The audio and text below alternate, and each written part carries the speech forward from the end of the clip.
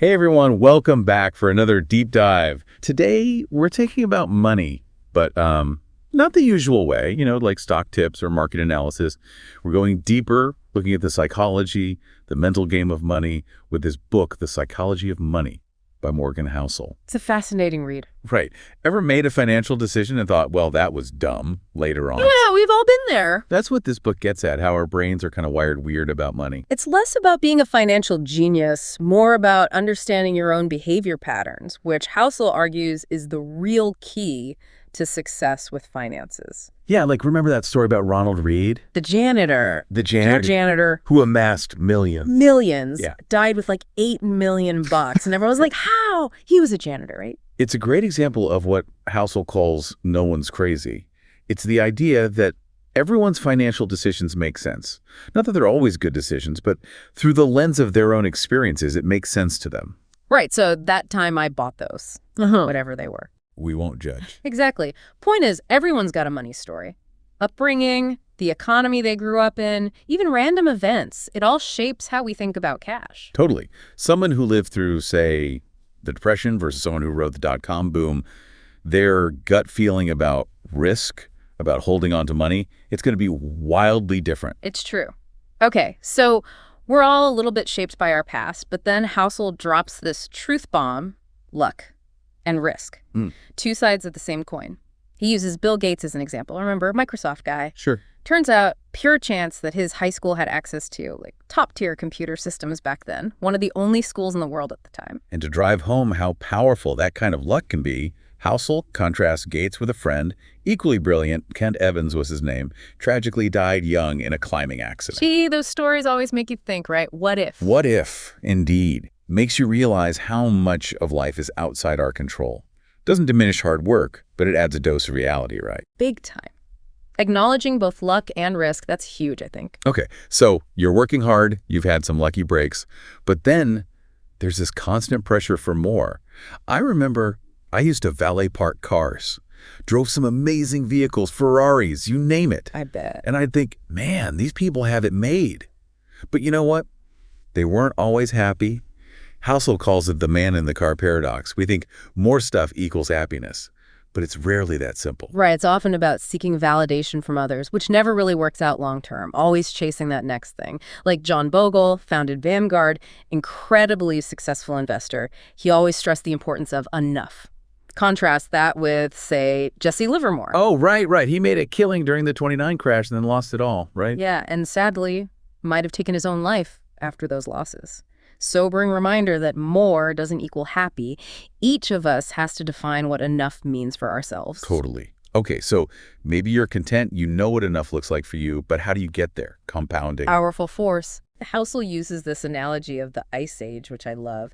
He talks about how, a slightly cooler summer over centuries Can lead to an ice age. An ice age. Tiny change, massive effect. But how does that apply to my bank account? Same principle.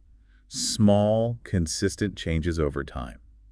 Think compound interest. It's not about striking it rich overnight. It's about those regular contributions, no matter how small, growing over decades. That's it. Consistency is key, and that's where frugality plays in. Housel uses the example of how much bigger the average American home has gotten. Even though wages haven't kept up, right? Exactly. We're constantly told we need more space, more stuff. It's about being mindful of those messages and choosing where to focus our resources. Okay, that makes sense. So we're being mindful, but life happens. Unexpected expenses, market downturns. How do we prepare for that? Housel talks about room for error, which I love, even quotes Brad Pitt on it. Oh, how so? Pitt says something like, some projects work, some don't, no need to dwell, just move on to the next. Applies beautifully to finances, don't you think? It does. It's that margin of safety, expecting the unexpected. So when those curveballs come, and they will, you're ready. Instead of going all in on one bet, you're spreading things out, playing the long game. Exactly. Having an emergency fund, for example, 3 to 6 months of living expenses. If you lose your job or have a medical emergency, you've got a cushion. Makes total sense. Okay, so we've got our emergency fund, we're being mindful, but what else do we need to know to navigate this crazy world of money? Well, Housel would remind us that you, my friend, are not a spreadsheet. What do you mean? You're a person with emotions, biases, all those messy things that spreadsheets don't have. And those things, they influence our money decisions way more than we realize. Oh, 100%. We like to think we're being rational, but then, boom, unexpected car repair and the budget's out the window. Exactly. Emotions are powerful, especially with money. Housel uses a fascinating story about Julius Wagner Jauregg. He was a doctor, won a Nobel Prize, actually. Okay, for what? Using fever to treat syphilis. Back then, fever was seen as this terrifying thing. Sounds counterintuitive, giving someone more fever. But Wagner Jauregg, he observed that sometimes fever helped fight infection. We know that now, but back then it was revolutionary. So challenging conventional wisdom, and he was right. Eventually. Took decades for his ideas to be accepted. Housel uses this story to show that what's technically true about money isn't always practically useful. You mean even if the numbers look good on paper, if it doesn't feel right, it might not be the right choice? Right. Like there's a study suggesting young savers should use leverage, basically borrowing money, to invest in the stock market. Yeah. On paper, it made sense. Potentially higher returns. What? It completely ignored the emotional toll of watching your savings tank during a downturn. That risk, even if calculated, isn't for everyone. It's like some people love roller coasters, others get sick just thinking about them, different risk tolerances. Exactly. It's about knowing yourself, finding that balance between what makes sense on paper and what you can actually handle emotionally. Housel calls it reasonable, not just rational. I like that. Reasonable. Takes the pressure off. Okay, so we're not spreadsheets. We're being reasonable. What else? Housel reminds us that history is not a crystal ball. It's tempting to look at past market trends and assume they'll repeat. Oh, I've been there. It's like that saying, past performance is not indicative, blah, blah, blah, you know. Easy to forget that when you're caught up in the moment. It is. Historians as prophets. Fallacy, Housel calls it. We overestimate our ability to predict the future, especially with something as complex as the financial markets. I mean, who could predict the internet or smartphones, right? Those changed everything and nobody saw them coming. Exactly. We can't just rely on the past to make decisions in a world that's constantly changing. So if we can't rely on history, what do we do? Adaptability and flexibility. That's key, according to Housel. Being able to adjust your course, be open to new opportunities, that's more valuable than clinging to a rigid plan. Like navigating by the stars versus using GPS, gotta adjust your route based on real-time info. Precisely. Instead of trying to time the market, create a diversified portfolio, a long-term strategy that can handle the ups and downs. And that circles back to room for error, right? Having those buffers built in. Exactly. Life throws curveballs, and often how well we navigate those surprises determines our success. Speaking of surprises, let's go back to one of my favorite concepts, the seduction of pessimism. Why are we so drawn to the bad news, even when things are generally going well? It's fascinating, isn't it? Pessimism can be alluring. Sounds smarter, more insightful than optimism, even if it's often wrong. Like, oh, they're just being realistic, when really they're just being a downer. And it plays on our fears, anxieties, which are powerful motivators, let's be honest. No news is good news, as they say, right? Bad news is always more attention-grabbing. Absolutely. Housel gives this example of a plane crash versus the gradual decline in heart disease deaths. Oh, I see. Plane crash, sudden, tragic, makes headlines. Slow decline in heart disease, incredibly positive, but barely gets noticed. Exactly. We've got to be aware of that negativity bias and make a conscious effort to focus on the bigger picture. The world, despite its flaws, is actually making progress in many areas. So being realistic, yes, but not getting swept away by negativity either. Exactly. Finding that balance, acknowledging risks and challenges, while also appreciating the positive developments. And that leads us to this idea of narratives, the stories we tell ourselves about how the world works. Because those stories, they really shape our beliefs, our expectations, even our actions, especially with money. Oh, totally. Like, we're all the main characters in our own heads, right? Sure. And that internal movie, it colors how we see everything. Exactly. And those narratives, they can be powerful, for better or worse. Housel uses the 2008 financial crisis as an example. Yeah, there were real economic problems. But the narrative of impending doom, the fear, that fueled a lot of the panic. It's like a self-fulfilling prophecy, right? If everyone believes something's true, it can become true, even if it wasn't initially. Precisely. That's why Housel emphasizes being aware of the narratives we're absorbing, the ones we tell ourselves about money, about success, about the future. So don't just accept the doom and gloom headlines or your own inner critic at face value. Right. Question those assumptions, challenge the narratives you're being fed.